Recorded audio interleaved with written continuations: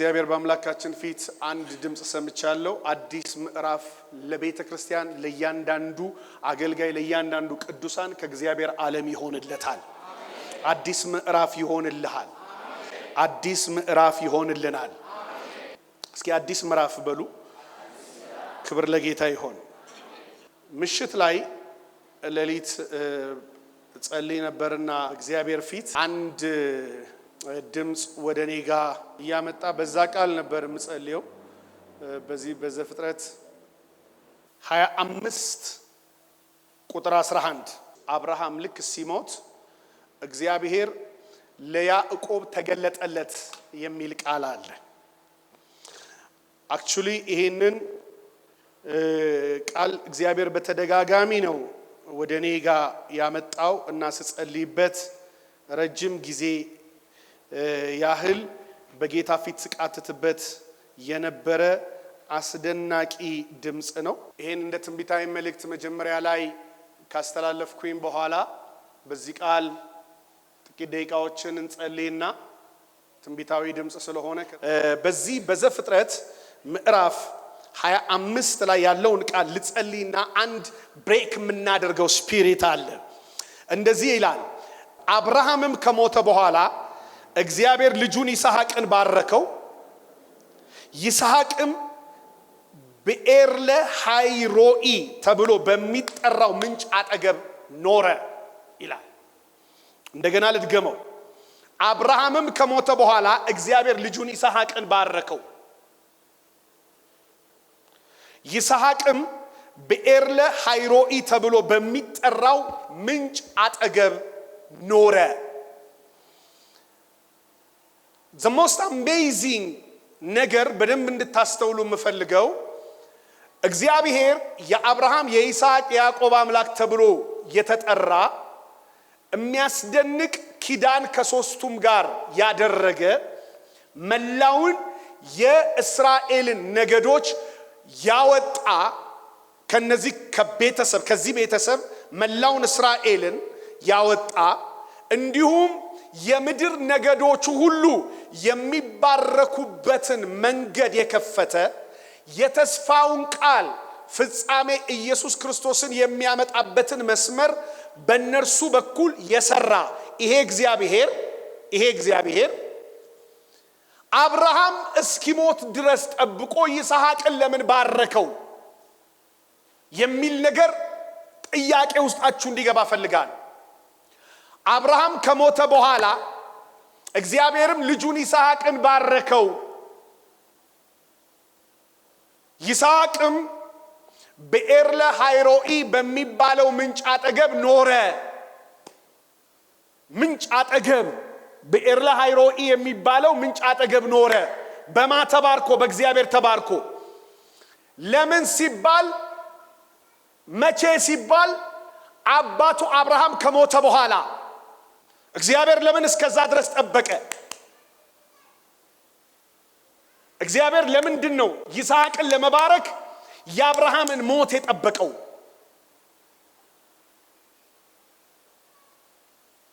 What is the secret of this blessing? ይሄንን ኮንዲሽን ያስቀመጠ የሚመስል በረከት ለምን መጣ? አያችሁ፣ አብርሃም አንደኛ የቤቱ ራስ ነው።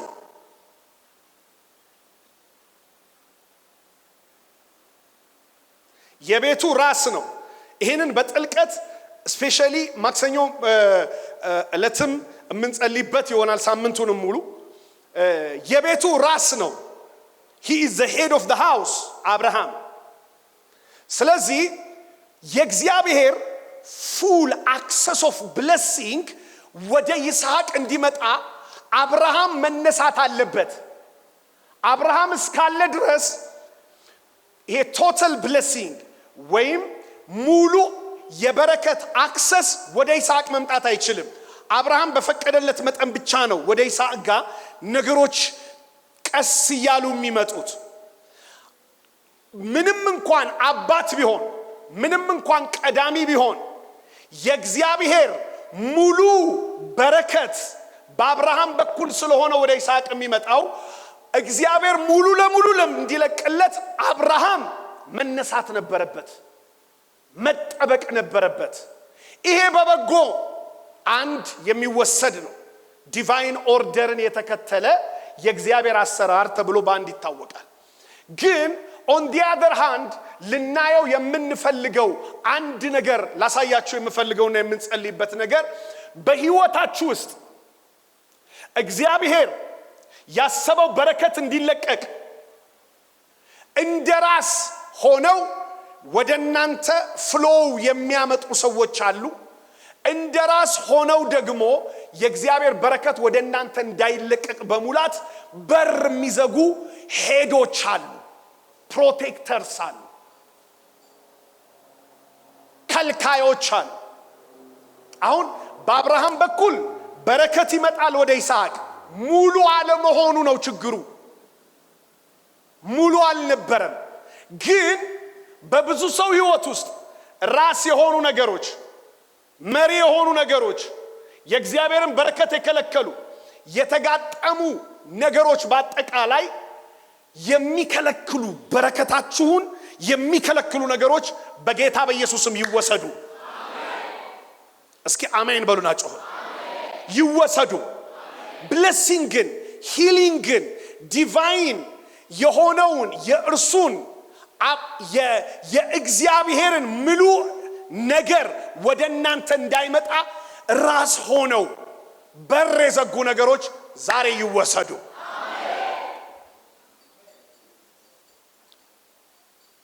ብዙ ነገሮች ዛሬ ዲቴል አልገባበትም።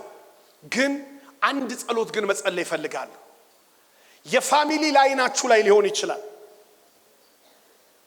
የቤተሰብ መስመር ሊሆን ይችላል፣ በሜሬጅ ወይም በጋብቻ ሊሆን ይችላል። ራስ ሆነው ግን በረከት ያነቁ፣ ቢያምንም ባያምንም ራስ ነው። እግዚአብሔር ደግሞ የኦርደር የሥርዓት አምላክ ነው። ስለዚህ የመከልከል የማቆም ኃይል አላቸው። በበጎ እንኳን አብርሃም ከሞተ በኋላ ነው ይስሐቅ የተባረከው። አብርሃም ከሞተ በኋላ እግዚአብሔር ይስሐቅን ባረከው ይላል። ዛሬ እጸልያለሁ በህይወታችሁ ውስጥ ራስ ሆነው በረከት የከለከሉ የትኛውም ነገሮች በኢየሱስም ይነሱ። እጆቻችሁን ከፍ አድርጉ ልጸልይ። በረከቴ የተያዘባቸው እኔ የሾምኳቸው ተፈጥሯዊ ሹመት ያላቸው መንፈሳዊ ሹመት የወሰዱ በኔ የህይወት ባርኮት በኔ የህይወት መንገድ ላይ ስፍራ ያገኙ ዛሬ ይወገዱ የሚል ሰው አሜን ይበል። እጆቻችሁን አንሱና አንዴ ልጸልይ። በናዝሬቱ በጌታ በኢየሱስ ስም እጸልያለሁ። በህይወታችሁ ውስጥ እግዚአብሔራዊ ያልሆኑ በእናንተ ፈቃድ ራስ የሆኑ በእናንተ ስህተትም ራስነትን ያገኙ በተለያየ አይነት መንገድና ሁኔታ በእናንተ ላይ የተሾመ በረከታችሁን ብሎክ ያደረገ በኢየሱስ ስም ዛሬ የተቆረጠ ይሆን፣ የተቆረጠ ይሆን። እጸልያለሁ የተቆረጠ ይሆን፣ የተቆረጠ ይሆን። ዳግመኛ የበረከታችሁ መከልከያ ጉልበት ከዚህ በኋላ ራስ ሆኖ እንዳይቀጥል ከናንተ ህይወት ላይ የተወገደ ይሆን፣ የተወገደ ይሆን፣ የተወገደ ይሆን። እጸልያለሁ የተወገደ ይሆን። ለዳሃዲቬ ሳፓውራስ በእግዚአብሔር ልጅ በኢየሱስ ክርስቶስ ስምና ስልጣን በቤተ ክርስቲያን ላይ በትውልድ ላይ በእያንዳንዱ ቅዱሳን ላይ የተሾመ ትክክለኛ የእግዚአብሔር በረከት እንዳይመጣ ብሎክ ያደረገ የዘጋ የትኛው ማሰራር የትኛው የራስነትን ስፍራ የወሰደ ክፉ ጉልበት ዛሬ ጸልያለሁ የተቆረጠ ይሆን፣ የተወገደ ይሆን፣ ዲስከኔክትድ ይሆን። በጌታ በኢየሱስ ስም ጸለይኩኝ። በረከታችሁን መቀበል ጀምሮ፣ በረከታችሁን መውሰድ ጀምሮ፣ ድላችሁን መውሰድ ጀምሮ፣ ፈውሳችሁን መውሰድ ጀምሮ ነፃነታችሁን መውሰድ ጀምሮ በኢየሱስ ስም አሜንና አሜን ሆነ።